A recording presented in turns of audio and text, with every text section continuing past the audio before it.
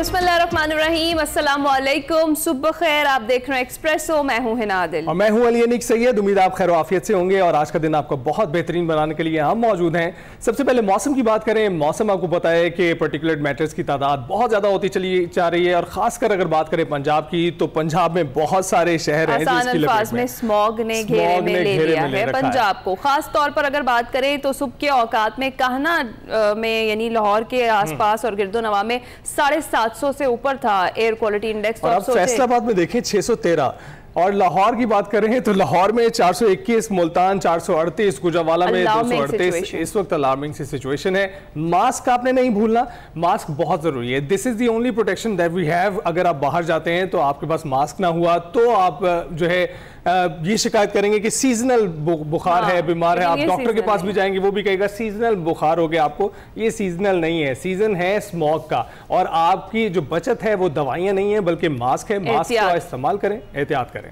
चलें जी, आगे बढ़ते हैं और कुछ सूरत हाल पर बात कर लेते हैं। इस वक्त जो इस्तांबुल में जारी है पाकिस्तान और अफगान तालिबान के दरमियान मुज़ाकरात का तीसरा दिन जो है वो भी मुश्किलात का शिकार है। और ज़राए के मुताबिक पाकिस्तान ने जो मंतकी और मुदल्लिल मुतालिबात पेश किए हैं वो जायज़ हैं। अफगान तालिबान का वफ्द उन मुतालिबात को पूरी तरह से तस्लीम करने को अब तैयार नहीं है। मेज़बान ममालिक भी तस्लीम करते हैं कि पाकिस्तान की ये जो मुतालिबात हैं ये माकूल हैं और जायज़ हैं। अफगान तालिबान का वफ्द खुद भी समझता है कि उन मुतालिबात को मानना दुरुस्त है। अफगान तालिबान का वफ्द बार बार काबुल इंतजामिया से राबते करके उन्हीं के अहकामात के मुताबिक आगे बढ़ रहा है और ये कहना बजा होगा कि उन्हें काबुल से कंट्रोल किया जा रहा है। और पाकिस्तानी वफ्द ने बारहा ये नुक्ता वाजे किया है कि इन मुतालिबात को तस्लीम करना सबके मुफाद में बेहतर है। बिल्कुल, मेजबान मुमालिक ने ये भी अफगान वफ्द को यही बात समझाई है। ताहम काबुल इंतजामिया से कोई हौसला अफजा जवाब नहीं आ रहा है, जिससे तातुल पैदा हो रहा है और यूं लगता है कि काबुल में कुछ नासिर किसी और एजेंडे पर काम कर रहे हैं। पाकिस्तानी वफ्द का मौक़िफ़ बदस्तूर, मंतकी, मजबूत, अमन के लिए नागुज़ीर है।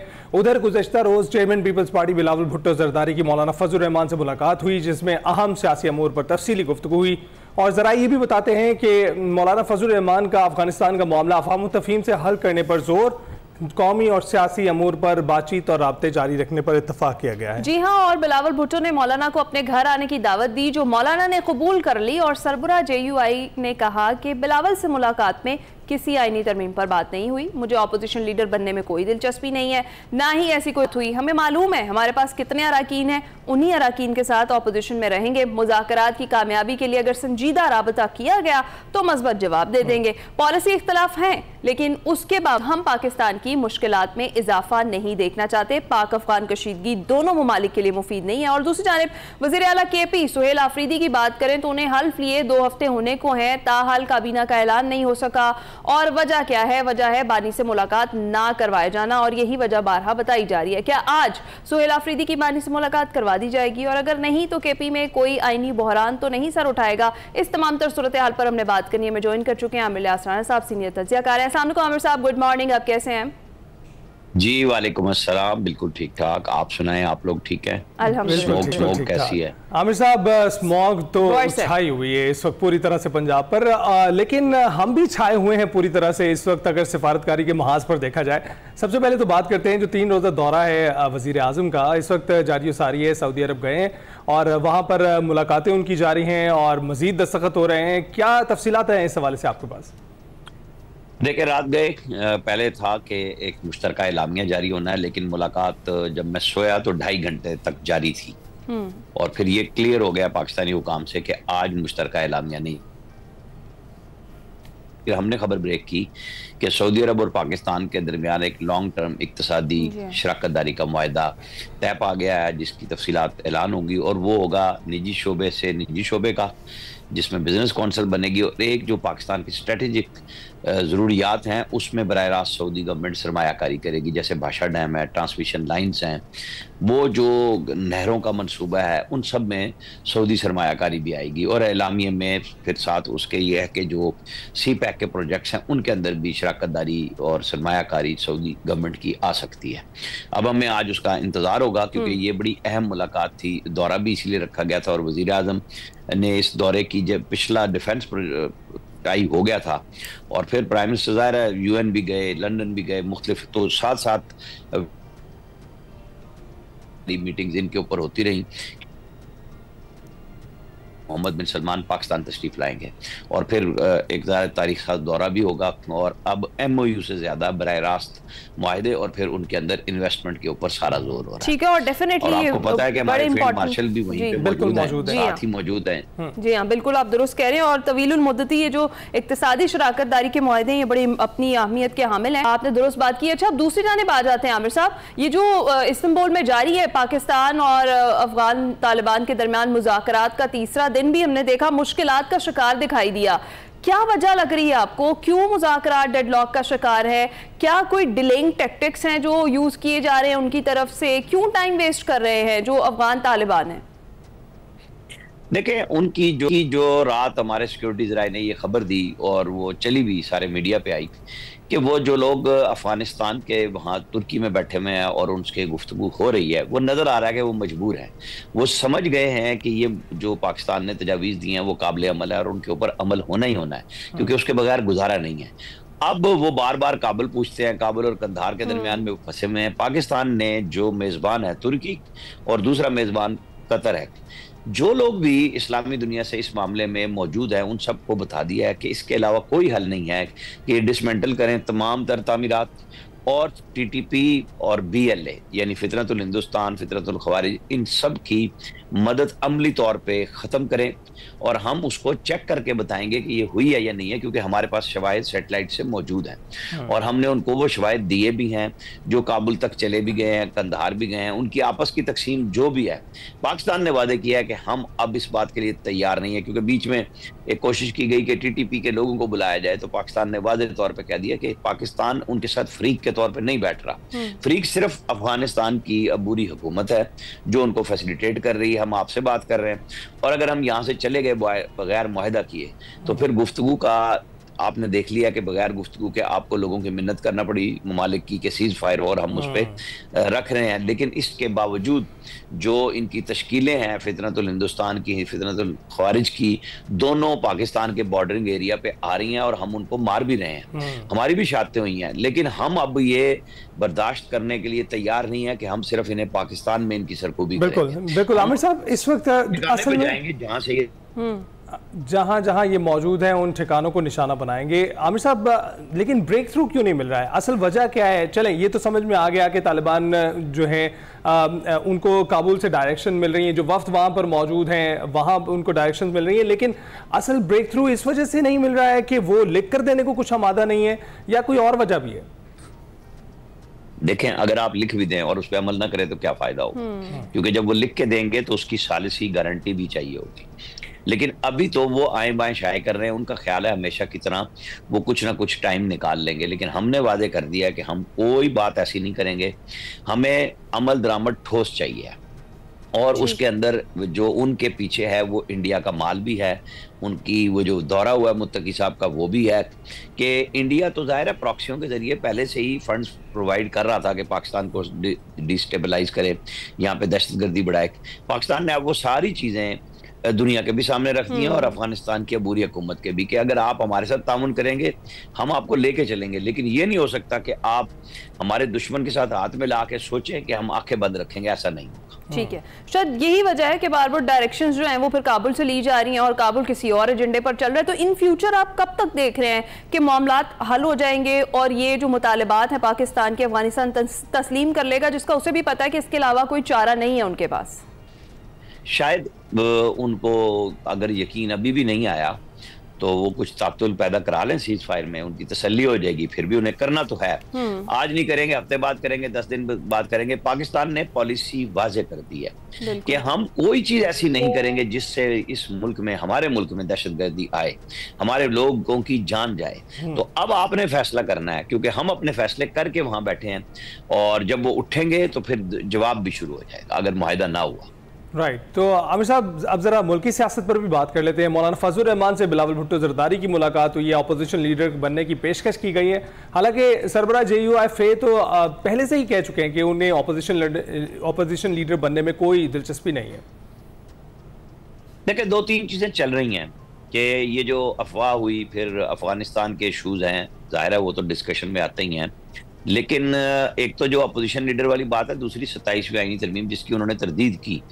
जाहिर है कि बातचीत जब खुफिया रखने का फैसला हो तो वो ये तो ऐलान नहीं करेंगे कि हमने 27वीं तरमीम पे बात की। मोहसिन नकवी पहले मिलने थे मौलाना फजलुर रहमान से, अफजल बिलावल भुट्टो मिले, और आपको पता है पहले भी यही दोनों 26वीं तरमीम के लिए मुस्तकिल बुनियादों पे मौलाना फजलुर रहमान से मिल रहे थे। और हम पहले ये कह चुके थे कि जब ये सुप्रीम कोर्ट बार के इलेक्शन हो जाएंगे उसके बाद 27वीं तरमीम की तरफ बात होगी। और एहसन भोन जो लीडर है ग्रुप के, जो जीता है, उन्होंने उसी दिन ऐलान किया था कि हमें नहीं चाहिए और उसके लिए 27वीं तरमीम जरूरी है। अब आपके पास 2/3 अक्सरियत मौजूद है तो चीजें उस तरफ बढ़ रही हैं। लेकिन आपकी आवाज बीच में कट जाती है, कोई इशू चल रहा है शायद कोई नेट का हो, लेकिन वो मेरे बस में तो है नहीं। मैं तो बिल्कुल आपके साथ लाइव बैठा हुआ हूं ज़ूम पे। तो अब ये बात बड़ी वाज़ेह है कि पाकिस्तान के मामलात में जैसे अब मौलाना फजलुर रहमान है, बिलावल भुट्टो है, ये सारे मिल के चलते हैं। मौलाना फजलुर रहमान वो नहीं है कि वो हठधर्म भी हों, ज़िद्दी हों, और अगर कोई घर पे आए तो वो ना मिलें, बल्कि घर पे आने के बाद उन्होंने जब दावत दी है तो उन्होंने कहा मैं आपके घर भी आऊँगा, क्योंकि आप और आपके वाले साहब दोनों मेरे पास कई दफ़ा आ चुके हैं। तो ये इम्कानात होते हैं कि जब मुलाकातें होती हैं तो जाहिर है कि ये खाने की गपशप तो नहीं होती, ये कोई ये पॉलिटिकल लोग हैं और सियासत पे ही बात करते हैं।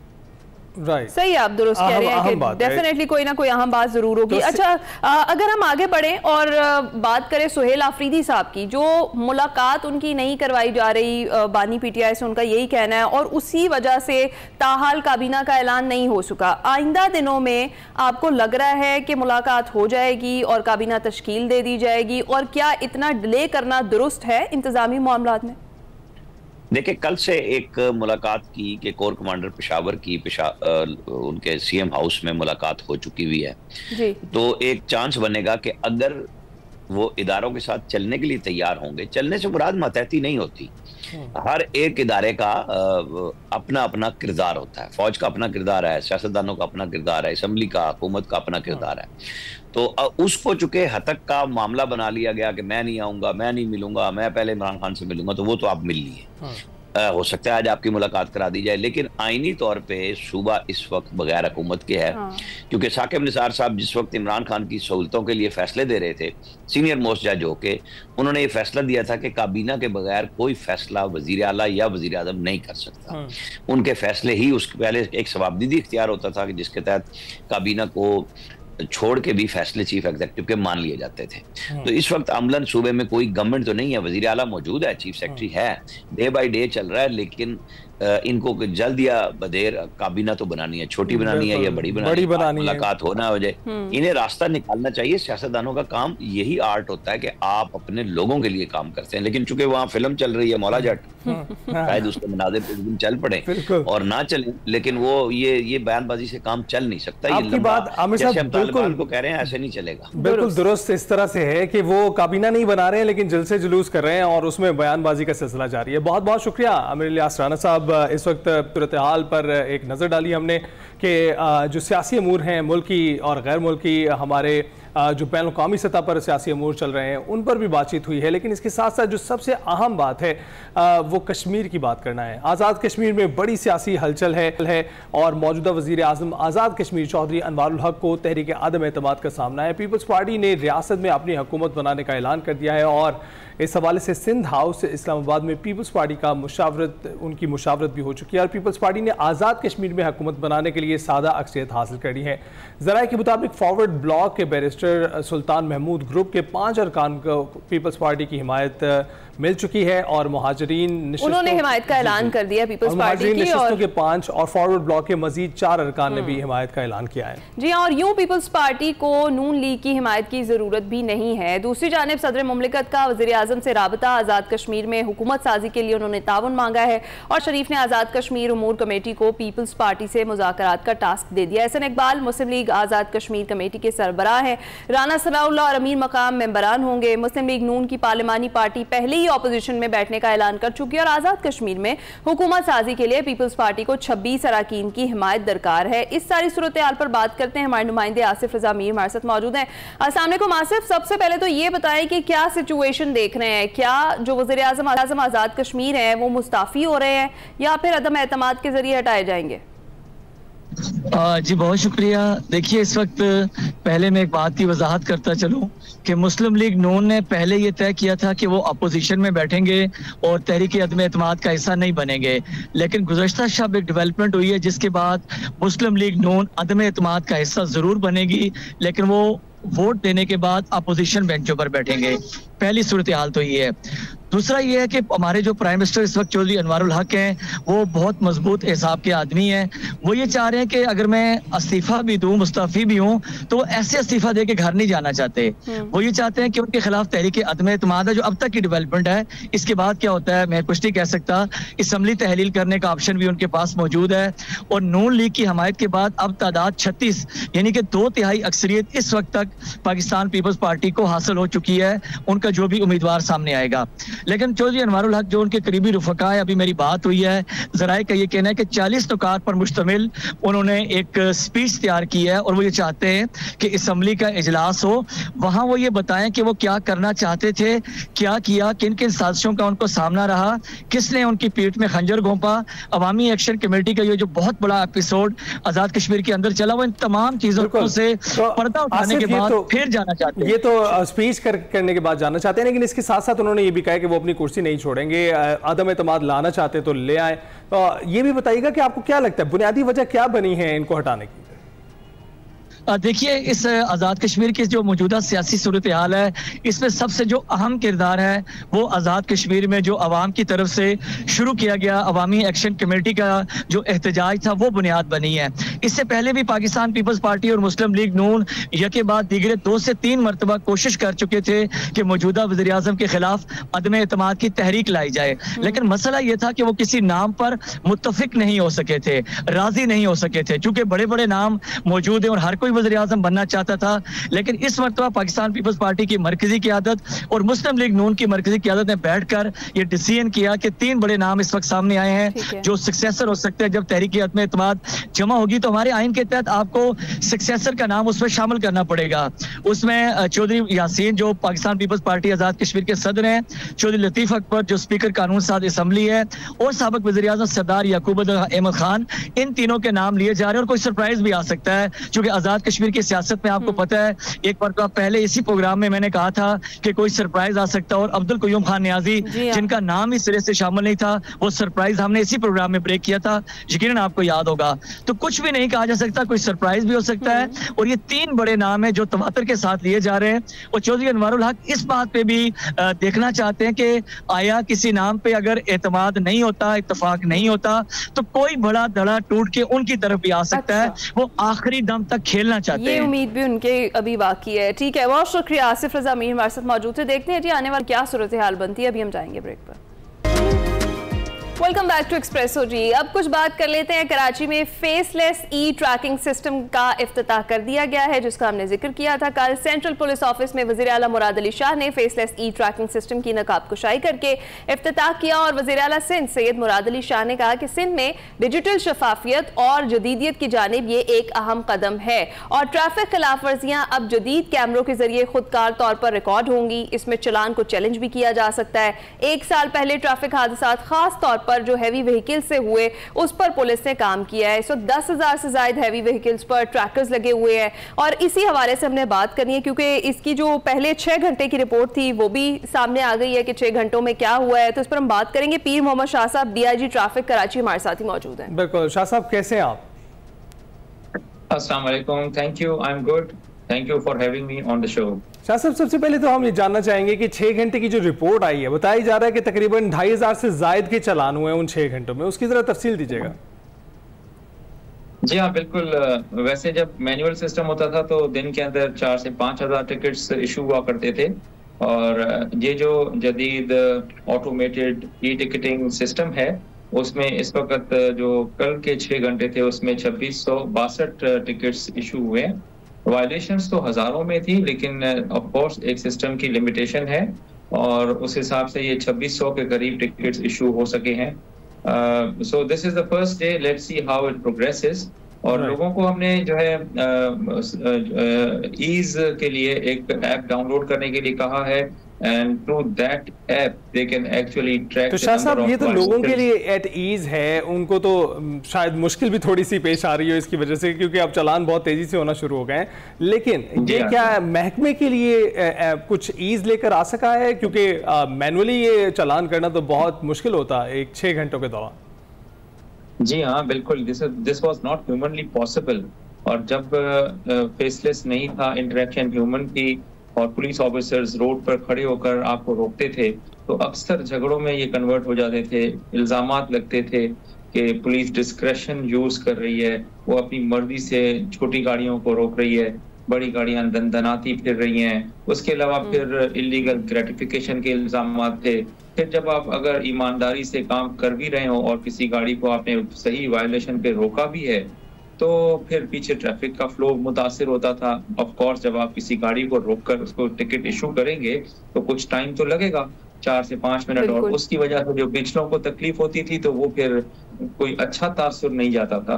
तो हमारे जो पुलिस ऑफिसर्स हैं, एटलीस्ट वो टिकटिंग से आजाद होकर अब ट्रैफिक रेगुलेशन में उनकी तादाद बढ़ जाएगी और बढ़ गई है, और वो they will be seen more often on the road helping the people cross the roads safely. ठीक है, एक तो सर जिस ऐप का आप जिक्र कर रहे हैं उस हवाले से हमारे नाज़रीन को बताइएगा। पहले देखें, हमारी वेबसाइट है सिंध पुलिस की, वहां पर आप जैसे ही लैंडिंग पेज है उसके बॉटम राइट के ऊपर ये ऐप आपको दिखेगी, उधर आप जाके डाउनलोड करें, अपने आप को रजिस्टर करें, वो CNIC और एड्रेस डालें जहां पर आप चाहते हैं कि आपको टिकट इशू हो, सेल नंबर ठीक डालें, और CNIC के अगेंस्ट जितनी भी गाड़ियां होंगी आपके, वो आपको दिखना शुरू हो जाएंगी। उसमें 2 पोर्शंस हैं, एक है टिकट्स का पोर्शन कि आपको कितनी टिकट्स इशू हुई हैं और उनका क्या स्टेटस है, वेदर पेंडिंग है, आपने पे कर दी है या आपने इसको चैलेंज किया है, और दूसरा पोर्शन जो होगा वो वार्निंग्स जो कि हम आपको दे रहे हैं। फॉर एग्जांपल, एक गाड़ी दिन में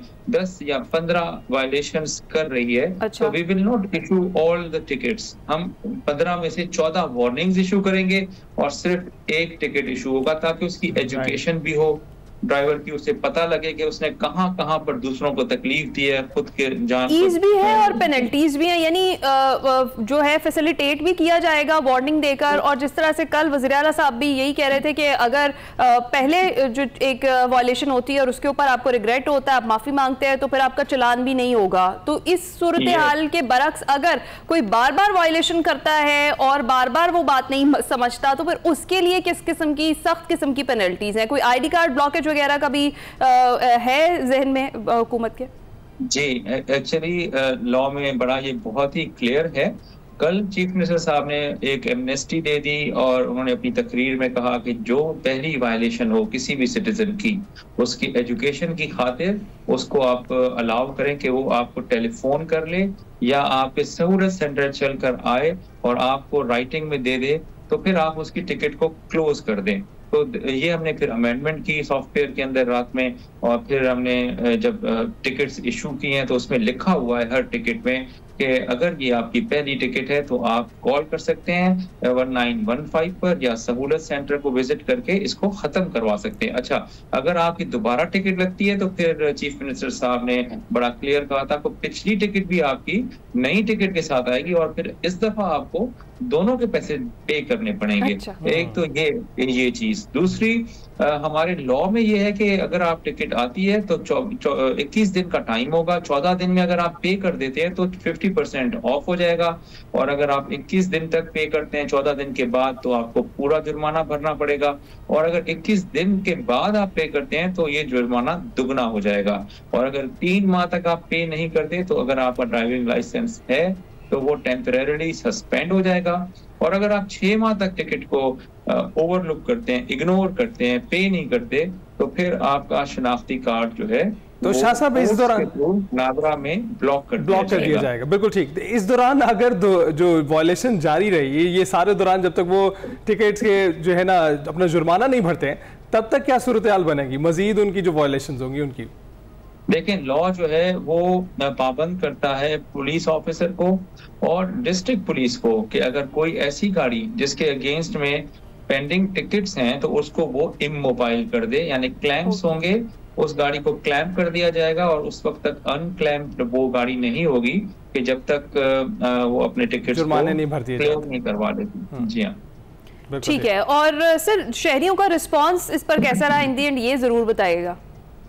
देखें, शहरियों के ना पहले बहुत इश्यूज थे जो कि बहुत ही जेन्युइन थे कि they were not treated well on roads. मतलब रोड पर जो है कंजेशन की रीजन एक पुलिस थी, और फिर आपकी एक सेल्फ एस्टीम भी होती है if you are travelling with your family और even if you are alone, तो वो हर्ट होती थी अक्सर औकात। तो हमने इन और फिर एक्सीडेंट्स बहुत ज्यादा थे। देखिए, एक्सीडेंट में हमने बड़ी जिद्दत लेकर आए अपने निजाम। बिल्कुल शाह साहब, उनकी सेल्फ एस्टीम को तो आपने इंश्योर किया है प्रोटेक्ट करना। मीर मोहम्मद शाह साहब, डीआईजी ट्रैफिक कराची, हमसे गुफ्तगू कर रहे थे और जो अब जदीद निज़ाम उन्होंने मुतारिफ करवाया है जिसमें 6 घंटे में 2500 से भी ज़ायद चालान किए हैं, उस मुतालिक वो बता रहे थे। अभी हम ब्रेक पर जाएंगे। Welcome back. प्रोग्राम में आगे बढ़ते हैं, बात करते हैं गुजरात के एक छोटे से गांव से ताल्लुक रखने वाले नौजवान इंजीनियर की जो पाकिस्तान का नाम दुनिया भर में रोशन कर रहे हैं। जी हाँ नाज़रीन, हम बात कर रहे हैं यासिर तुफैल की, एक ऐसे पाकिस्तानी इंजीनियर जिन्होंने नासा के तारीखी जेम्स वेब स्पेस टेलीस्कोप जो मिशन है उस पर काम किया है और जो कायनात के सबसे बड़े और ताकतवर टेलीस्कोपों में से एक है। यासिर ने इब्तदाई तालीम अपने गांव में हासिल की थी और फिर उनका ख़ानदान जो है सन 2001 में अमेरिका मुंतकिल हो गया था। यासिर तुफैल ने यूनिवर्सिटी ऑफ मैरीलैंड से एस्ट्रोनॉटिकल इंजीनियरिंग में डिग्री हासिल की है और पढ़ाई के दौरान ही उनकी दिलचस्पी खला, सैयारों, मिशन डिज़ाइन की तरफ बढ़ती चली गई और फिर उन्होंने नासा में मौका हासिल किया और उसे कैप्चर किया, जहां उन्होंने ना सिर्फ ग्लोबल प्रेसिपिटेशन मेजरमेंट मिशन पर काम किया है बल्कि जेम्स वेब टेलीस्कोप का भी वो हिस्सा बने। यासिर तुफैल तकरीबन 7 साल तक जेम्स वेब टेलीस्कोप के साथ मुंसलिक रहे और वो सीनियर इंस्ट्रूमेंट इंजीनियर के तौर पर उस पर काम करते रहे। ना सिर्फ इस पर बल्कि नियर इंफ्रारेड कैमरा पर उन्होंने काम किया है जो इस टेलीस्कोप का मरकजी इमेजिंग आला है। और इस वक्त यासिर तुफैल एक टाइग्रियस नामी नए एस्ट्रोफिजिक्स पायनियर मिशन पर काम कर रहे हैं जो जल्द बैनुल-अक़वामी स्पेस स्टेशन पर भेज दिया जाएगा। दिलचस्प बात यह है कि इस मिशन में मुख्तलिफ ममालिक की यूनिवर्सिटियों के तलबा भी शामिल हैं और इस हिसाब से देखा जाए तो इल्म और खला की ये मुहिम वाकई आलमी है और यहाँ एक छोटे से गांव से लेकर खला के किनारों तक का ये सफ़र साबित है कि अगर अज़्म, मेहनत और ख्वाब बड़े हों तो कोई हद नामुमकिन नहीं होती। मजीद यासिर तुफैल से ही बात कर लेते हैं। अस्सलाम वालेकुम यासिर, आप कैसे हैं? वालेकुम अस्सलाम, थैंक्स फॉर हैविंग मी। मैं ठीक ठाक, आप सुनाएं? अल्हम्दुलिल्लाह। यासिर, सबसे पहले तो ये बताएं कि गुजरात के एक छोटे से गांव से नासा तक जो पहुंचने का ख्वाब है आपका, वो हकीकत कैसे बना? Well, thank you so much for having me. वैसे तो गांव में जब मैं था तो इतनी एस्ट्रोनॉमी के बारे में इतनी आगाही नहीं थी, तो मुझे अभी भी याद पड़ता है कि जब बिजली चली जाती थी तो आसमान बिल्कुल क्लियर नज़र आता था because lack of light pollution. तो मुझे अभी भी याद है कि जब आसमान पर देखते थे तो ऐसा लगता था कि कोई सितारा जो है वो एक्चुअली जा रहा है या चल रहा है, लेकिन बाद में पता चला कि एक्चुअली वो सितारा नहीं, वो एक्चुअली एक सैटेलाइट थी।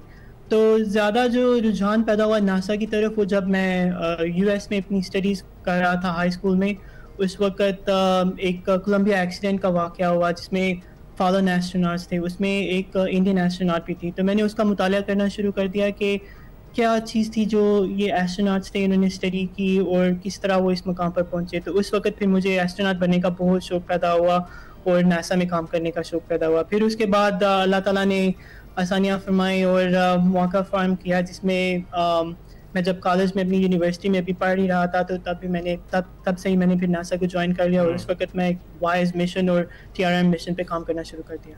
राइट, तो आपने जो एस्ट्रोनॉटिकल इंजीनियरिंग का इंतखाब भी इसी वजह से किया। यहाँ बताएं आपका तजर्बा कैसा रहा यूनिवर्सिटी ऑफ मैरीलैंड में पढ़ने का? यहाँ पे यूनिवर्सिटीज़ जो हैं वो मुझे तो वैसे इतना पाकिस्तान में मैंने इतनी स्टडी नहीं की। यूनिवर्सिटी में मैं जब अभी हाई स्कूल में था तो मैं यहाँ यूएस में मूव हो गया और मैंने वहाँ ही हाई स्कूल किया, लेकिन यहाँ डिफरेंट यूनिवर्सिटीज़ थी, वहाँ से मैंने अपनी तालीम हासिल की। मेरे पास also electrical engineering and avionics की डिग्री है जो कि मैंने न्यूयॉर्क से हासिल की। फिर उसके बाद मैं मैरीलैंड चला गया, वहाँ से मैं स्टडी करनी शुरू की। काफ़ी डिफरेंट स्टडीज़ है यहाँ पे कंपेयर टू पाकिस्तान।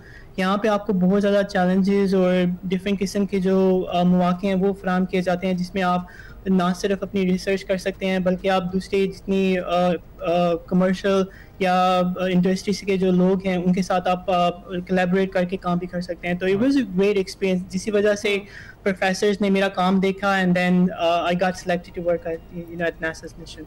ज़बरदस्त। अच्छा, ये जो आपका एक्सपीरियंस था, 7 साल तकरीबन आप जेम्स वेब स्पेस टेलीस्कोप का हिस्सा रहे हैं और बतौर सीनियर इंस्ट्रूमेंट इंजीनियर आपने वहाँ काम किया, ये एक्सपीरियंस आपका कैसा रहा?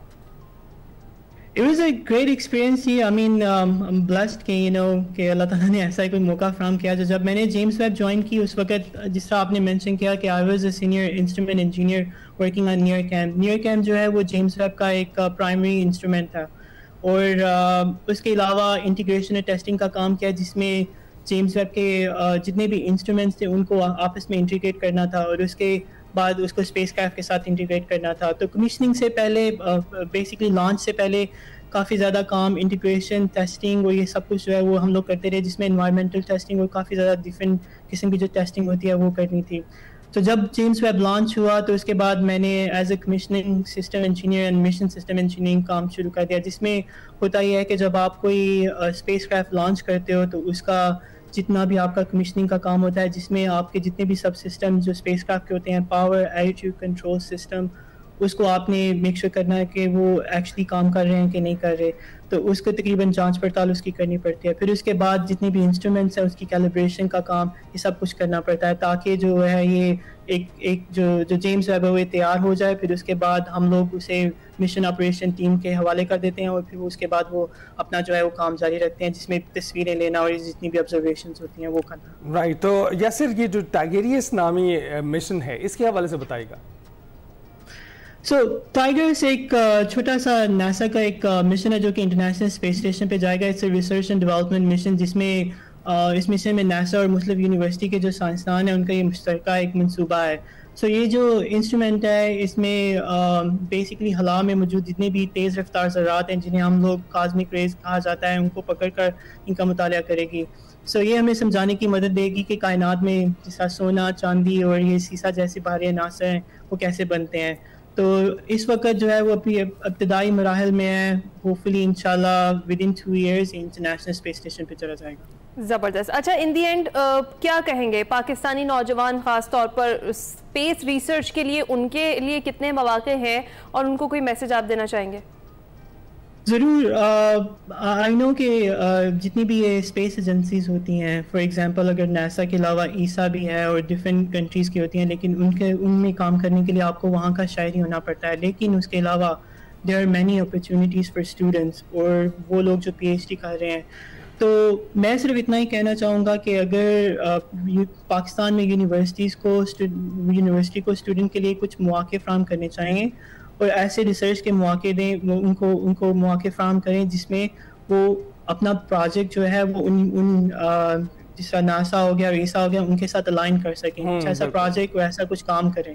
तो फिर उसके अलावा अगर आप वो करेंगे तो वो आपको वो कोई ना कोई मौका ऐसा मिल जाता है। बिल्कुल यासिर, यही शायद एक कमी है जो हम फील करते हैं यहाँ पर। पाकिस्तानी टैलेंट को वो मौके हासिल नहीं है जो दीगर मुल्कों में जाके उनको मिलते हैं। बहुत हमसे गुफ्तगू करने के लिए, अपनी कामयाबियाँ हमसे बांटने के लिए हम ब्रेक पर जाएंगे।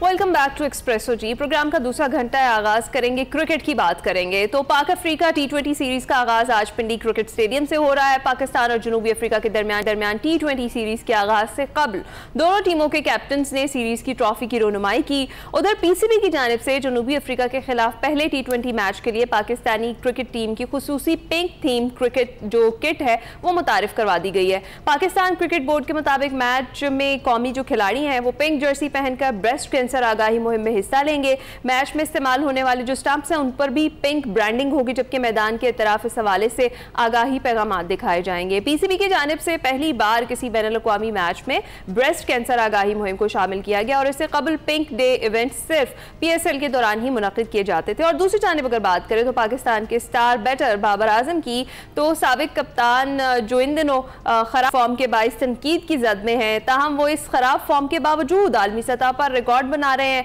साबिक कैप्टन को T20 इंटरनेशनल्स का टॉप बैटर बनने के लिए सिर्फ और सिर्फ 9 रन दरकार हैं। अगर ये मुकम्मल कर लें तो वो T20 इंटरनेशनल में टॉप बैटर बन जाएंगे। जनूबी अफ्रीका के खिलाफ पाकिस्तान का होम एडवांटेज कितना मौसर हो सकता है, इस पर हमने बात करनी है। इसके लिए हमारे साथ मौजूद है मिर्जा इकबाल बेग साहब, सीनियर स्पोर्ट्स तज्ज़ेकार हैं, डॉक्टर ऑफ क्रिकेट भी कहलाते हैं। मिर्जा साहब बहुत बहुत शुक्रिया हमें ज्वाइन करने के लिए, कैसे आप? बहुत बहुत शुक्रिया, सुबह खैर अली आपको भी और हिना आपको भी, मैं बिल्कुल ठीक हूँ। डॉक्टर साहब, मैं फिर हमेशा की तरह वही गलती कर रहा हूँ। डॉक्टर साहब इसलिए कहता हूँ क्योंकि क्रिकेट की बात हो रही है, आपसे ही बात होगी। तो मिर्जा साहब आप बताइएगा कि आज की सीरीज जो है इसमें आपकी फेवरेट टीम कौन सी होगी और कॉम्बिनेशंस आप किसके बेहतर देख रहे हैं? आपने डॉक्टर साहब का सबसे पहले तो आप फीस जमा कराएं, फीस जमा कराने के बाद आप मुझे डॉक्टर साहब के और फिर मशवरा मिलेगा। हाँ, फिर बगैर फ्री में आपको मशवरा नहीं मिलेगा। लेकिन बहरहाल चले, आप मरीज हैं, आपका इलाज किए लेते हैं। अब मसला ये है कि आज पाकिस्तान और साउथ अफ्रीका के दरमियान जो T20 सीरीज शुरू हो रही है, पाकिस्तान की परफॉर्मेंस बड़ी पैथेटिक रही है। 2024 की अगर हम बात करें पिछले साल की, तो पाकिस्तान 27 में से सिर्फ 9 T20 इंटरनेशनल मैचेस जीता था, जो और उसके अलावा वो 17 मैचेस पाकिस्तान हारा था। और इस साल भी पाकिस्तान अगरचे के 15 मैचेस जीता है, लेकिन उन टीमों के खिलाफ जीता है कि जो जिनकी कोई इतनी रैंकिंग नहीं है, जिनकी कोई स्टैंडिंग नहीं है। बहरहाल अब साउथ अफ्रीका से पाकिस्तान का मुकाबला है। साउथ अफ्रीका की टीम के कई स्टार क्रिकेटर्स जो है वो नहीं है, वो इंडिया में जो सीरीज हो रही है 2 टेस्ट मैचों पर मुश्तमिल, वहां वो चले जाएंगे। लेकिन उसके बावजूद उनकी टीम बड़ी तगड़ी है। हालांकि एट द 11th आवर उनके कप्तान जो थे वो अनफिट हो गए, जिसकी वजह से उनकी टीम के कप्तानी डोनोवन फरेरा कर रहे हैं, वरना पहले डेविड मिलर थे उनके कप्तान। लेकिन उसके बावजूद मैं समझता हूं कि साउथ अफ्रीका को जो है ना टफ टाइम देगा। पाकिस्तान को आसान नहीं लेना चाहिए पाकिस्तान को, क्योंकि उनकी बैटिंग बड़ी तगड़ी है और उनके खिलाड़ी इस साल खेल कर भी गए। पाकिस्तान में कुछ ब्रेट्स की जिन्होंने सेंचुरी बनाई थी चैंपियंस ट्रॉफी से पहले ट्राई सीरीज में, फिर उनके अलावा उनके जो दीगर प्लेयर्स हैं वो बड़े जबरदस्त प्लेयर्स हैं। मैं समझता हूं कि पाकिस्तान के लिए मुश्किल होगी इस सीरीज में, टफ टाइम देगी साउथ अफ्रीकन टीम। ठीक है, तो मेरे साहब आप जिक्र कर रहे हैं बैटिंग का, तो ये जो पिंडी की पिच है वो भी रिवायती तौर पर बैटिंग फ्रेंडली ही समझी जाती है, तो फिर आज एक हाई स्कोरिंग मैच एक्सपेक्ट करें?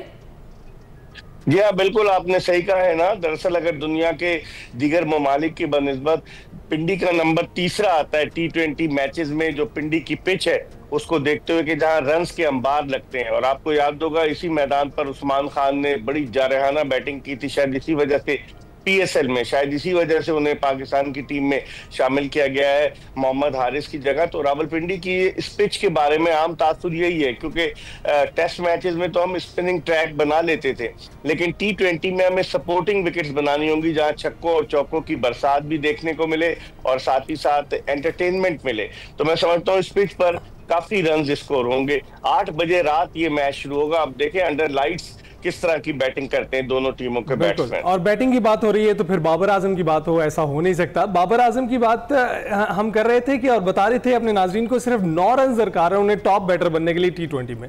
ये तो 1 साल से बाहर बैठे हुए थे, ऐसा कैसे हो गया?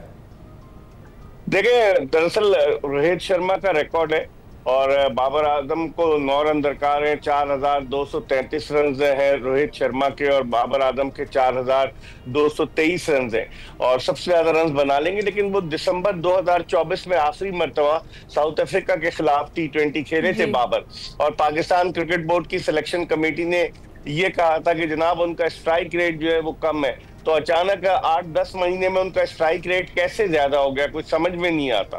और इस वक्त वो दुनिया के बेहतरीन बैट्समैन है, जबरदस्ती उन्हें जो है वो इंतकाम का मैं तो कहूंगा कि निशाना बनाया गया, उनको नहीं रखा गया। हालांकि इस वक्त पाकिस्तान की जो बैटिंग थी, सबने देखा T20 जो एशिया कप था किस तरह की बैटिंग थी पाकिस्तान की। तो बाबर आजम की मौजूदगी से पाकिस्तान की बैटिंग स्ट्रेंथन होगी और आज वो रिकॉर्ड तोड़ देंगे, क्योंकि रोहित शर्मा रिटायर हो गए। गुज़िश्ता बरस जब T20 वर्ल्ड कप भारत ने जीता था वेस्ट इंडीज में, तो रोहित शर्मा रिटायर हो गए। तो अब बाबर आजम के लिए मौका है कि अपने इस रिकॉर्ड को बेहतर से बेहतर बनाएं। बिल्कुल, और हम यही दुआ को भी है कि उनका जो बैड पैच है वो खत्म हो जाए और दोबारा वो किंग बाबर आजम जो है वो बन जाए। अच्छा मिर्जा साहब, आपको क्या लगता है कि टॉस जीतने वाली टीम को आज पहले क्या करना चाहिए, बैटिंग करनी चाहिए या बॉलिंग करनी चाहिए? देखिए, ये T20 क्रिकेट है ना, इसमें पिच का इतना अमल दखल नहीं होता और उमूमन टीमें जो है, पाकिस्तान भी यही प्रीफर करता है कि पाकिस्तान जो है वो टॉस जीत कर एक लंबा स्कोर बोर्ड पर लगाए, ताकि पाकिस्तानी बैट्समैनों की ये खामी है कि जब वो हदफ का ताक़ुब करते हैं तो मुश्किलात से दो चार हो जाते हैं। तो पाकिस्तान की तो ये कोशिश होगी कि पाकिस्तान पहले रन स्कोर करे और फिर मुखालिफ टीम को बैटिंग दे। आपने देखा होगा एशिया कप के फाइनल में भी यही हुआ था कि पाकिस्तान ने बैटिंग करके अच्छा खासा स्कोर सेट किया था, लेकिन वो तो हारिस रऊफ के आखिरी ओवर में रन बन गए, वरना पाकिस्तान भारत को हरा सकता था। तो उमूमन पाकिस्तान के लिए आसान यही होता है कि टॉस जीत कर वो पहले खुद बैटिंग करके मुखालिफ टीम के लिए कोई टारगेट सेट करें। राइट, तो ये मिर्जा साहब, इस वक्त ड्यू फैक्टर भी बहुत जो है नजर आ रहा है और उसकी वजह से भी चीजें तब्दील हो सकती हैं। देखिए, ड्यू फैक्टर होगा, लेकिन इतना ज्यादा रावलपिंडी में नहीं होता क्योंकि वो समंदर के किनारे वाक़ नहीं है। आप कभी गए क्लिफ्टन के साहिल पर कराची? बिल्कुल बिल्कुल सर, बहुत मर्तबा गया हूँ। और ऊंट की सवारी भी की होगी आपने? बिल्कुल, वो वहाँ पे जो गाड़ियाँ चलती हैं उनमें भी बैठा हूँ। शुक्र है पानी में नहीं चली गई आपकी गाड़ी। लेकिन होता यही है जो ड्यू फैक्टर की जो बात कर रहे हैं आप अली, ड्यू फैक्टर इतना इंपॉर्टेंट नहीं होगा पिंडी में, लेकिन देखते हैं कि क्या होता है। मैं यही कह रहा हूँ कि जो टीम पहले बैटिंग करेगी उसको थोड़ा एडवांटेज होगा। ठीक है, बिल्कुल ठीक है। देखते हैं जी आज क्या परफॉर्म करती है हमारी टीम। बहुत बहुत शुक्रिया मिर्जा इकबाल बेग साहब, हमारे साथ क्रिकेट को हम डिस्कस कर रहे थे जी। आज का मैच देखने के लिए जो जा सकते हैं वो जरूर जाएं, पिंडी स्टेडियम में अपनी टीम को सपोर्ट करें। बड़ा इससे भी मोराल जो है वो बुलंद होता है और हम उम्मीद करेंगे, दुआ करेंगे कि हमारी टीम अच्छा परफॉर्म करे और मैच जीत जाए। अभी हम जाएंगे ब्रेक पर, आप कहीं मत जाएगा। Welcome back to Express. तो अब शामिल करेंगे सेगमेंट सफर है शर्त, जिसमें आज बात हो रही है कि बहैसियत सयाह आप कोयटा की गिरदोनवाह में क्या देखना चाहते हैं। अस्सलाम वालेकुम नाज़रीन, मैं वकार अहमद और आप देख रहे हैं सफ़र है शर्त। और सफ़र जो शर्त है, ये सफ़र जा रहा है बलूचिस्तान की जानिब और बलूचिस्तान की मुख्तलिफ जगहों के हवाले से जमाली साहब से गुफ्तगू कर रहे हैं, अजीज़ अहमद जमाली साहब से, जिनकी किताब है बलूचिस्तान एयर पैनोरामाज एंड लैंडस्केप्स। बहुत खूबसूरत पैनोरामाज जो हैं, जो ताहिर ख़ान कियानी साहब हैं उन्होंने वो तस्वीरें बनाई और वो ये पूरी किताब जो है, इसकी तमाम तस्वीर और इसके जितने भी इंट्रोडक्शन है वो देखने से ताल्लुक़ रखता है और पढ़ने से ताल्लुक़ रखता है। उसकी वजह यह है कि बलूचिस्तान से चाहे हम दावा करें कि हम बहुत वाकिफ़ हैं, हम वाकिफ़ बिल्कुल भी नहीं हैं। उसकी वजह यह है कि वो जो वुसअत है, वो जो स्केल है, हम जो वाकिफ़ हैं वो हम शायद मशहूर लैंडस्केप से वाकिफ़ हैं। बलूचिस्तान बहुत बड़ा है और बहुत खूबसूरत है। जमाली साहब, बलूचिस्तान के हवाले से अगर हम आपकी किताब के कंटेंट के हवाले से फॉलो करते हुए कोयटा वैली की जानिब जाएँ, पहाड़ों में घिरी हुई खूबसूरत वैली और इतनी वसी, और फिर उसकी जो नाइट फोटोग्राफी कभी कभी हम देखते हैं क्या खूबसूरत है, किसी पहाड़ से शायद की होती है। कोयटा वैली की क्या अहमियत है? स्पेशली मेरा जो सवाल जो है ये सियाहत के पस मंज़र से है, टूरिज़म की पर्सपेक्टिव।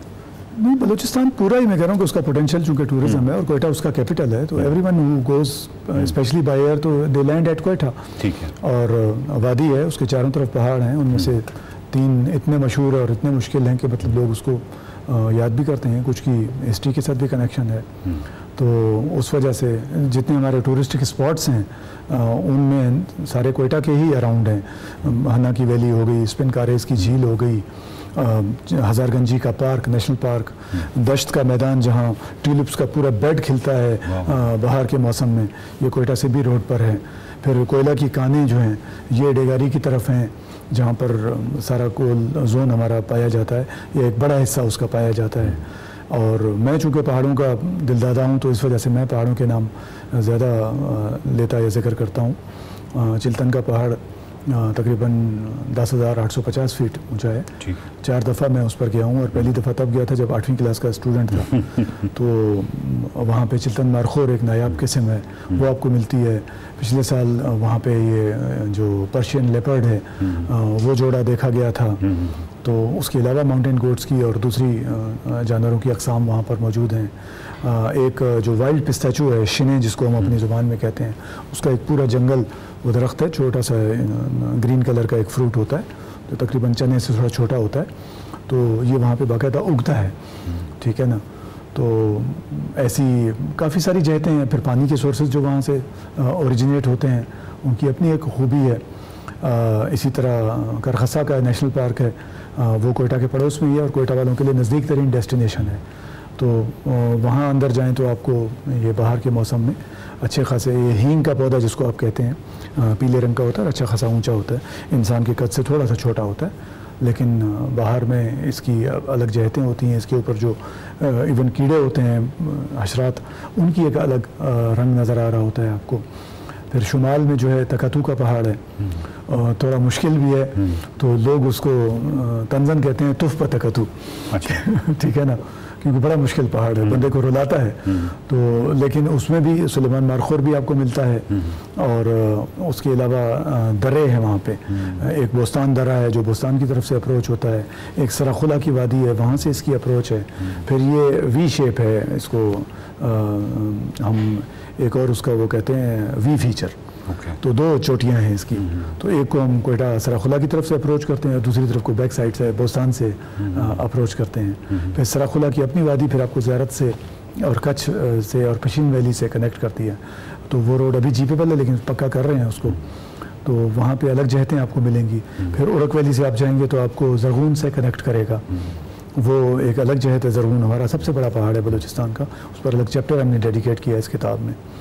फिर ईस्ट में इसका चार शाख है, या उसको चारगाश भी लोग कहते हैं, कोई मेहरदार या मुर्दार भी लोग कहते हैं। तो ये चार चोटियों की शक्ल में एक पहाड़ है जहाँ से सूरज तुलू होता है कोयटा की वादी में। तो उसकी, और इसी से आपको रात की जो झलकियाँ नज़र आती हैं, क्योंकि ये जो मरियाबाद का एरिया है और हज़ारा कम्युनिटी जो हमारी रहती है, तो उन्होंने अपने पहाड़ के अंदर ही और ऊपर ही घर बना लिए हैं। तो वो टेरेसेस पे आप जब आप चढ़ते हैं या उनको किसी ऊंचाई से देखते हैं, तो पूरा आपको नीचे एक लाइट्स का एक पूरा सीरीज़ नज़र आती है। एक दो बार हम पहाड़ों पे जाके लेट हो गए थे, तो वापसी पे आए तो पूरी कोयटा वैली की लाइट्स आपको वहाँ से नज़र आती हैं। तो वो जहत या वो ब्यूटी बिल्कुल ही अलग किस्म की होती है।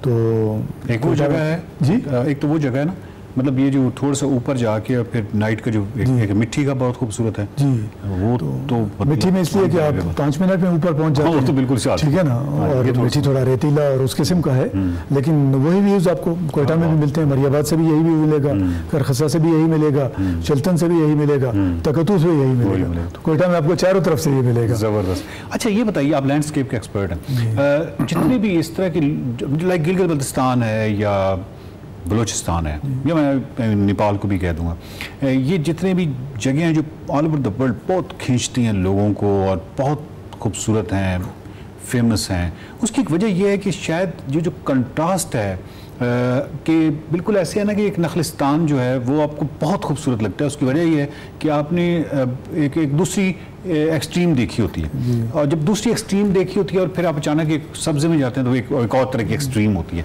तो शायद इस वजह से है कि ये एक्सट्रीम्स जो हैं ये पूरे बलूचिस्तान, गिलगित बल्तिस्तान और हर जगह पे ये आपको नजर आती हैं। ये मौसम और माहौल के कम्बिनेशंस होते हैं जो आपको यूनिक एम्बियंस ऑफर करते हैं। तो हम साफ मौसम में कहीं भी ऊंचाई पे, थोड़ी ऊंचाई पे भी चले जाएं तो आपको नीचे का मंजर मुख्तलिफ दिखाई देगा। आप रात में कहीं थोड़ी सी ऊंचाई पे चले जाएं तो आपको लाइट्स का एम्बियंस अलग दिखाई देगा। लेकिन मौसम साफ हो तो कुछ और दिखाई देगा, साफ न हो, क्योंकि कोयटा एक पोल्यूशन का भी गढ़ है। तो हम एक दफ़ा दिन में चले गए थे ये चारशाख पहाड़ पे, तो हमें वहाँ से एयरपोर्ट की पट्टी के अलावा कुछ भी नज़र नहीं आ रहा था, इतना धुआं था। तो ये एक सैड एस्पेक्ट है, उसको भी हमें एड्रेस करने की ज़रूरत है, क्योंकि कोयटा 32-35 लाख लोगों का शहर है और हद से ज़्यादा पोल्यूटेड भी है। तो वहाँ अब गवर्नमेंट ने इनिशिएटिव शुरू किया है मास ट्रांजिट का, शायद कमी आ जाए। ये जो मेरा कहने का मतलब ये है कि अगर आप बहुत किसी लश ग्रीन वैली में जाते हैं, ट्रॉपिकल इस तरह के किसी एरिया में जाते हैं, वहाँ पे ना एक शुरू में तो हो सकता है बहुत खुश हों, लेकिन फिर एक यकसानियत जो है इंसान को कुछ ज़्यादा तय्युर में रहने नहीं देती। गिलगित बल्तिस्तान और बलूचिस्तान की ये खूबी है कि ये आपके तय्युर को नहीं तोड़ता, क्योंकि हर वक्त आप हैरत में, क्योंकि कोई ना कोई सामान जहाँ पे भी नखलिस्तान होगा, दरख्तों का झुंड होगा और पीछे से आप एक रगड़ उसमें आ रहे हैं और एक कंट्रास्ट देखते हैं, बड़ा खूबसूरत लगता है। ये फिर सिर्फ नॉट ओनली कोयटा, थोड़ा और फैलाएं बलूचिस्तान को। अब वाशुक और खारान जो है और चागी, वहाँ तो नखलिस्तान ही आपको एक अलग चीज़ ऑफर करते हैं। या इंगोल के और मगरान के वीराने में आप जाएं तो जहाँ आपको एक पानी का छोटा सा तालाब नजर आएगा, वो आपके लिए समंदर होगा, क्योंकि पानी नापैद नायाब है। कोयटे के साथ वो तो नहीं हुआ जो गिलगित के साथ हुआ, यानी गिलगित बल्तिस्तान जाने वाले जो टूरिस्ट है उसने कि गिलगित को बना लिया एक बेस कैंप टाइप सिटी कि बस यहाँ एक होटल में रुकना है और फिर निकल जाना है। गिलगित को इटसेल्फ लोग कम एक्सप्लोर करते हैं, जो कि उसको करना चाहिए और बहुत ज़्यादा उसमें है। उसको टूरिस्ट डेस्टिनेशन तस्वुर ही नहीं करते, वो ज़्यादा बस गिलगित जाना और उसके बाद इधर उधर हो जाना। कोयटा के साथ ऐसा हुआ या नहीं हुआ? कोयटा के साथ भी किसी हद तक आप कह सकते हैं, लेकिन कोयटा चूंकि बहुत बड़ा है, 10 गुना बड़ा है गिलगित से। गिलगित 3 लाख लोगों का शहर है, कोयटा 30 लाख से भी ज़्यादा लोगों का शहर है, तो उस हिसाब से वहाँ वैरायटी ऑप्शंस ज़्यादा हैं। लेकिन पीस या सिक्योरिटी पैराडाइम्स आप देखेंगे तो शायद आपको कोयटा में थोड़ा सा झिझक होगी, लेकिन मैं कहूँगा कुछ झिझक को मिटाएं, आप जाएं। कोयटा में हर बंदे का दुश्मन नहीं है, वहाँ आपको बहुत से लोग वेलकम करेंगे, बहुत से साथ ले जाएंगे और बहुत से आपको गाइड करेंगे। मैं उनमें सबसे पहले हूँ, I offer my self first, ठीक है ना। तो आप हनावड़ा की तरफ निकल जाएं, आप कुचलाख की तरफ निकल जाएं, आप बोस्तान के मिट्टी के पहाड़ों को, सुर्ख मिट्टी के पहाड़ हैं वहाँ पे, उनको देखने निकल जाएं। आप पुराने स्टेशंस देख सकते हैं वहाँ पे गोरे के ज़माने के, तो वो वाले हैं। करखसा की वादी आपको अलग वेलकम करेगी। चिल्तन का जो नेशनल पार्क है हज़ारगंजी, वो वाकई हज़ारगंज है, वहाँ पे आपको वहाँ पे नाइट स्टे और बारबेक्यू के लिए अच्छी जगह मिलेगी। दश्त का जैसे मैंने जिक्र किया, वहाँ पे आपको सेब के बागात मिलेंगे, आप उनमें निकल जाएं और आप 4-4 घंटे पूरा दिन गुजार सकते हैं। और लोग आपको चाय पिलाएंगे शौक से, आपको दही और लस्सी की शक्लें पेश करेंगे। आप कोयल एरिया में चले जाएं तो कोयले के मजदूर आपको चाय ऑफर करेंगे, ठीक है। और कोयटा में ये भी है कि सर्दी गर्मी की जहतें मुख्तलिफ हैं, तो बाहर में आपको अलग रंग मिलेंगे। खिजा में आपको ये जो दश्त का मैं जिक्र कर रहा था, यही सेब के बागात जब पीले और ब्राउन हो जाते हैं इसके पत्ते, तो आपको खिजा में अलग चीज़ ऑफर करते हैं। वहाँ का आटम जो है सराखुला और दश्त का आटम इज रियली यूनिक। अच्छा, आप उसको जरूर एंजॉय करें। सही। उसको अभी तक कोई इंटरनेशनल फेम उस हवाले से हुई है जिस तरह लोग हुंजा में या स्कर्दू में आटम देखने आते हैं गिजर में? नहीं, जिस सेंस में मैं उसका बता रहा था ना कि हमने उसको सिक्योरिटी लेंस से देखा या दिखाया, उसको टूरिस्ट लेंस से दिखाए ना, तो इट्स टोटली डिफरेंट, ठीक है ना। और आपको बहुत कुछ देखने को मिलेगा। You won't regret going there and do try it. Thank you sir, thank you very much Jamali साहब। और जमाली साहब से जो बलून के हवाले से जो हम उनसे रहनुमाई ले रहे हैं, उसका सिलसिला जारी रहेगा। देखते रहिए सफर शर्त। Welcome back. मईशत की बात करते हैं। आपको बताते हैं कि स्टेट बैंक का मुसलसल चौथी बार शरह सूद 11% पर बरकरार रखने का फैसला। मुआशी माहिरीन और कारोबारी तबके को उम्मीद थी कि शरह सूद को 2% कम करके 11% से 9% पर कर दिया जाएगा और शरह सूद सिंगल डिजिट पर आ जाएगी, मगर ऐसा नहीं हो सका है। स्टेट बैंक के मुताबिक विफाकी इदारा शुमारियात ने माली साल 2025 की GDP नमो 2.7 से बढ़ाकर 3% कर दी है, जबकि खरीफ की फसलों के इब्तदाई तखमीने भी गुज़िश्ता साल की पैदावार के करीब ही हैं। दूसरी जानिब सऊदी अरब पाकिस्तान से ताल्लुकात को मजीद वसअत देने के लिए पुरज़्म है और पाकिस्तान और सऊदी अरब में तवील मुद्दती इक्तिसादी शराकत दारी का मुआहदा तय पा गया है। CPEC मनसूबों में भी सऊदी इक्तिसादी शराकत दारी मुआहदे का हिस्सा होगी और मुआहदे का ऐलान जल्द हो जाएगा। याद रहे कि वज़ीर आज़म फ्यूचर इन्वेस्टमेंट इनिशिएटिव की नवी कॉन्फ्रेंस में शिरकत के लिए सऊदी अरब में मौजूद है और उधर सऊदी अरब ने पाकिस्तान को $1 अरब की ऑयल फैसिलिटी फराहम करने का फैसला भी कर लिया है। सऊदी अरब $5 अरब के डिपॉजिट भी रोल ओवर करेगा। वज़ारत खजाना हुक्काम के मुताबिक $2 अरब दिसंबर, जबकि $3 अरब कर्ज जून 2026 में वाजिबुल अदा है और सऊदी अरब माहाना बुनियाद पर $10 करोड़ की ऑयल फैसिलिटी फराहम कर रहा है। सऊदी अरब ने पाकिस्तान को $5 अरब टाइम डिपॉजिट 4% शरह सूद पर दे रखे हैं। इस पर हमने बात करनी है, जिसके लिए हमारे साथ मौजूद है डॉक्टर अयूब महर, माहिर मुआशी। अस्सलाम वालेकुम डॉक्टर साहब, गुड मॉर्निंग, आप कैसे हैं? वालेकुम सलाम, अल्हम्दुलिल्लाह।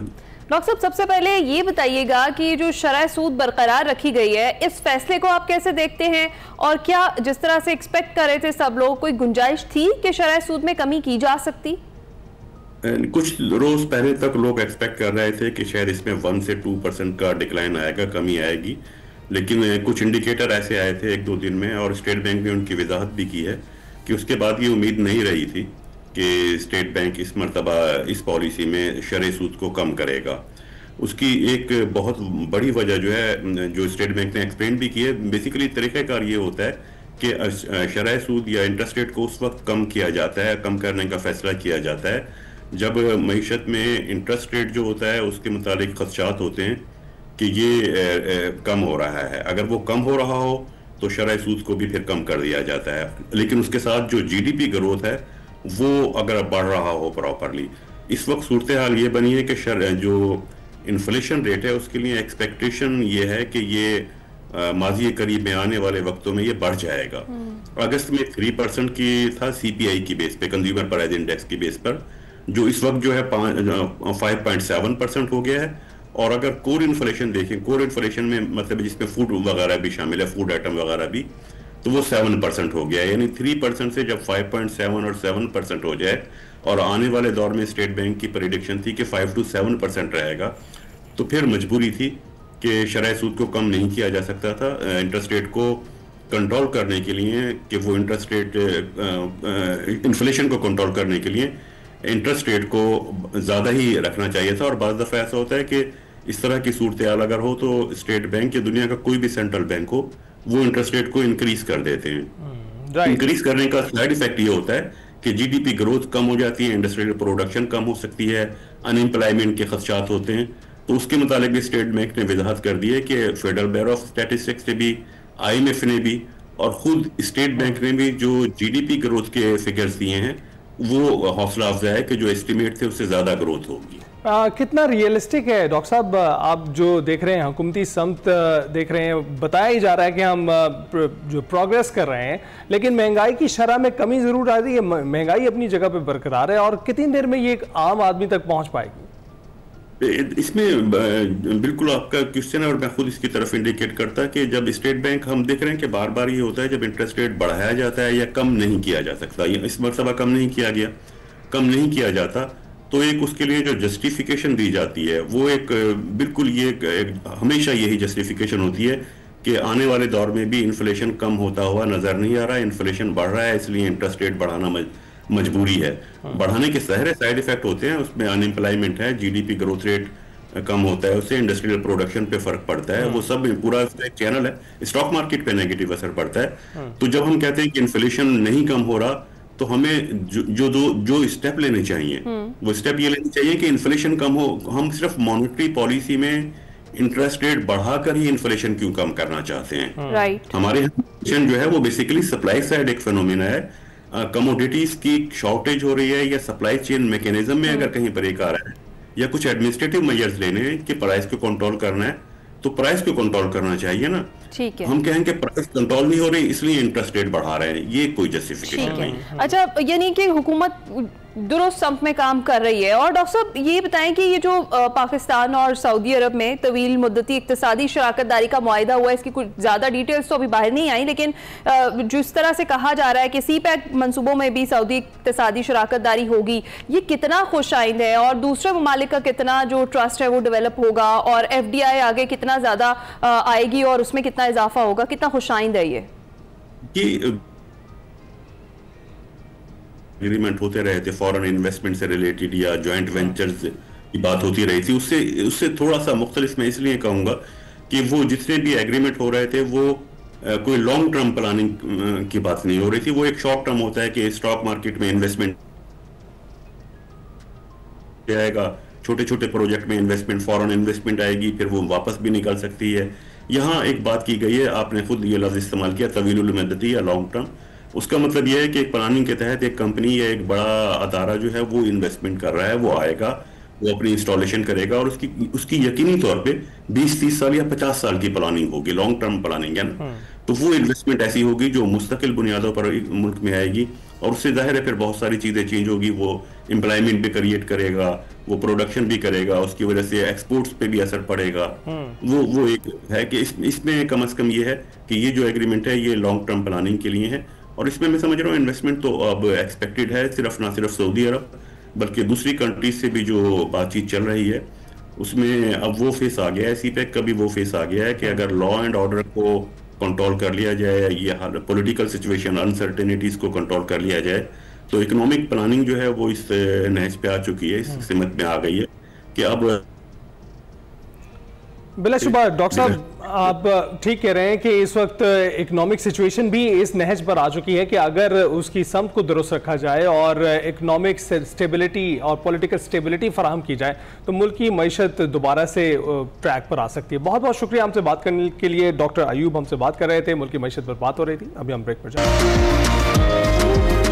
Welcome back. प्रोग्राम का आखिरी हिस्सा है तो आपकी टैलेंट से मुलाकात करवाते चले। ज़िंदगी में मुश्किलात सबके रास्ते में आती हैं, मगर कुछ लोग इन मुश्किलात को हार नहीं बनाते बल्कि अपनी ताकत बना लेते हैं। आज एक्सप्रेसो में हमारे साथ मौजूद हैं एक ऐसे ही बाहिम्मत नौजवान जिन्होंने अपनी जिस्मानी कमज़ोरी को अपनी सबसे बड़ी ताकत में बदल दिया है। ये हैं गुजरावाला से ताल्लुक़ रखने वाले बाहिम्मत नौजवान एहतशाम अली, जो हाथों से साइकिल चलाते हैं और हैंड साइकिलिंग में पैरा ओलंपिक्स 2026 में पाकिस्तान की नुमाइंदगी करने का ख्वाब देख रहे हैं और इसकी खूब तैयारी भी कर रहे हैं। बचपन में पोलियो का शिकार हुए और एहतशाम ने हिम्मत नहीं हारी। उन्होंने 2017 में ट्राई साइकिल पर अपनी रेसिंग का सफ़र शुरू किया और आज वो हर हफ्ते 80 से 100 किलोमीटर तक की राइड करते हैं। और यही नहीं है बल्कि एहतशाम अपनी हैंड साइकिल पर गुजरावाला से मुल्तान और हाफजाबाद और पेशावर तक के तवील सफ़र कर चुके हैं और अब उनका इरादा कि वो मरी और शुमाली इलाका जात के पहाड़ी रास्तों को भी सर करेंगे। ये नौजवान इस बात की जीती जागती मिसाल है कि अगर हौसला हो तो कोई रुकावट सामने नहीं आ सकती है। मजीद उनके पैरा ओलंपिक्स के लिए जिद्दोजहद के बारे में उन्हीं से जानते हैं। हमारे साथ मौजूद है एहतशाम अली। अस्सलाम वालेकुम एहतशाम, आप कैसे हैं? वालेकुम सलाम, अल्हम्दुलिल्लाह सब खैरियत है। एहतशाम, सबसे पहले ये बताएं कि आपको साइकिलिंग का शौक कैसे पैदा हुआ और इस सिचुएशन में जिस तरह से आप हैंड साइकिलिंग करते हैं, मोटिवेशन आपको कहाँ से मिली? मुझे बचपन से ही शौक था हैंड साइकिलिंग का और रेसिंग का भी। तो घर में मैंने शेयरिंग की थी इस बारे में, तो मामा तो डर गई थी। वो कह रही थी कि नहीं बेटा, इतना रिस्क है ये, तो पहले आप स्पेशल। तो मैंने कहा नहीं, मुझे ट्राई करने दें। तो इसी सिलसिले में मैं कोशिश करता रहा, फिर अप्रोच की कुछ लोगों को। तो एक ही रेस की थी मैंने पाकिस्तान में, गुजरावाला में ही हुई थी वो, और उसके बाद कोई अपॉर्चुनिटी नहीं मिली। फिर मैंने सफ़र का आगाज किया था। मैं उस ट्राई साइकिल पे जिस पे मैंने रेस की थी, उस पे मैंने कराची की राइड की थी 14 दिनों में। तो उसके 2023 में जो मेरे पास अभी हैंड साइकिल है, इस पे मैंने आगाज प्रॉपर किया, क्योंकि ये पैरा ओलंपिक्स में मैं लेके जा सकता हूँ इसको। बिल्कुल ठीक। तो उसके बाद फिर फोकस रहा है। एहतशाम, हम ये देख पा रहे हैं कि ये ट्राईसाइकिल चलाना ही बहुत मुश्किल है और उनका जो आपने अपनी मदर का जिक्र किया, उनका खौफ बजा है कि हमारी सड़कों पर तो बहुत ही जो है रैश ड्राइविंग की जाती है। तो इस सूरत में आपको क्या लगा कि आपने ट्रैक पहले से मुतय्यन किया हुआ था कि आप इन रास्तों का इंतखाब करेंगे, यहाँ जाएंगे, कदरे सेफ है? नहीं, पहले कोई प्लानिंग नहीं थी, सही बात है। मतलब ऐसे ही दिल किया कि मैं राइड कर लेता हूँ, कोशिश कर लेता हूँ। तो अपना खौफ पहले खत्म किया था ट्रैफिक का। मैंने लाहौर की राइड की थी उस ट्राईसाइकिल पे, उसके बाद फिर कराची का सफर किया था। तो पहले खौफ खत्म किया ट्रैफिक का। उस वक्त कोई सेफ्टी नहीं थी मेरे पास, प्रॉपर सेफ्टी नहीं थी। हाँ, ये प्लस पॉइंट, ट्राईसाइकिल थोड़ी सी ऊंची होती थी वो, लेकिन ये जो है ये नीचे है, लेकिन इस पे सेफ्टी फ्लैग है, बैक मिरर है, हेलमेट है, ग्लव्स, ये प्रॉपर मैं किट के साथ निकलता हूँ। सही। तो फिर भी आपकी हिम्मत को सलाम है जिस तरीके से आप हैंड साइकिलिंग कर रहे हैं और आपके शौक तो मजीद बड़े हैं। आप पैरा ओलंपिक्स में पाकिस्तान की नुमाइंदगी का ख्वाब देख रहे हैं, उसके लिए आपकी तैयारी कैसी चल रही है और उस तक आप पहुंचेंगे कैसे? क्या प्रिपरेशंस है और क्या उसके लिए कोई और भी इंटरनेशनल इवेंट पहले किया होना, उसमें पार्टिसिपेट किया होना या जीतना ज़रूरी होता है? चूंकि मेरे जो कोच हैं, मेंटोर हैं, अजमल शामिल फाउंडेशन ही है और अजमल शामिल साहब मेरे मेंटोर हैं, तो वो गाइड कर रहे हैं। वो माशाल्लाह पाकिस्तान से ही हैं, तो पैराग्लाइडर भी हैं, पायलट पैराग्लाइडर, व्हीलचेयर फर्स्ट हैं वो माशाल्लाह एशिया में और अफ्रीका में। तो वो मेरी रहनुमाई कर रहे हैं इस बारे में।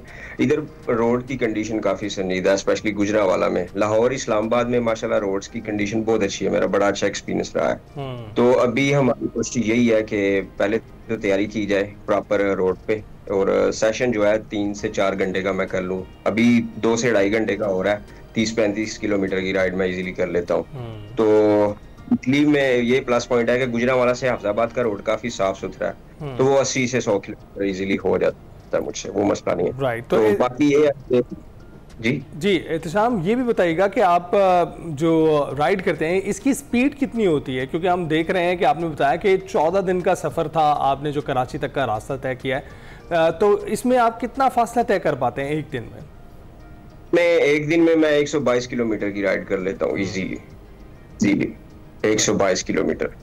ये मैं गुजरावाला से की राइड बता रहा हूँ, मैंने ये की हुई थी। राइट। तो 122 किलोमीटर जी 150 तक मैं जा सकता हूँ इजीली।